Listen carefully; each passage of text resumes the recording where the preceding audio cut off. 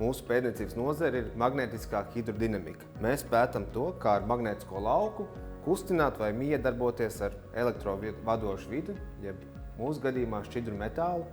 Tātad mūsu pielietojamās nozares ir metalurģija.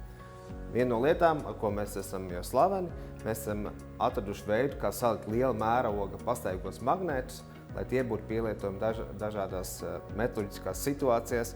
Piemēram, šeit ir redzams modelis šķidra alumīnija krāsnī, kurai no apakšas pievietots mūsu magnēts, kurš griežās, un caur šo dibenu maisa alumīniju. Tādā veidā pātrinot alumīnija kausēšanas procesu, padarot to efektīvāku, ietaupot gāzi un padarot šo procesu drošāku. Šajā projektā mēs skatāmies, kur vēl mēs varētu pielietot savas unikālās zināšanas, kā salikt lielus magnētus, kā sarēķināt viņu radīto magnētisko lauku un šī magnēta radītos efektus.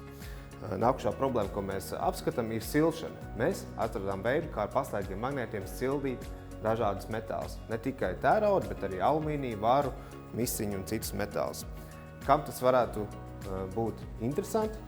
Viena no pirmajām problēmām, ko mēs apskatām, ir tādi čuguņa lietņi, kuros lej šķidru alumīniju iekšā. Ja? Šos lietņus vajag priekškarsē, lai novērstu termiskos spriegumus jeb šoku, samazināt starpības starp šķidro alumīniju un pašu formiņu. Viņas jāuzkarsē līdz 200–300 grādiem. Šobrīd tas tiek gaidīts ar gāzes liesmu, tomēr atklātas liesmas karsēšanas process ir ļoti neefektīvs. Tikai 10% reāli aiziet formiņas karsēšanā. Mēs šo pašu procesu varam izdarīt ar lielu rotējošu magnētu. Tādā veidā gandrīz visa enerģija, kas tiek piešķirta magnētam, viņu rotējot, nonāk formiņā viņu uzsildot. Sasniedzot efektivitāti līdz pat 90%. Biofort projekta ietvaros mēs mēģināsim vispirms saprast šo procesu, saprast, cik tieši liels ir šīs efektivitātes, cik labi viņas mērogājās no laboratorijas iekārtas uz industriālo procesu.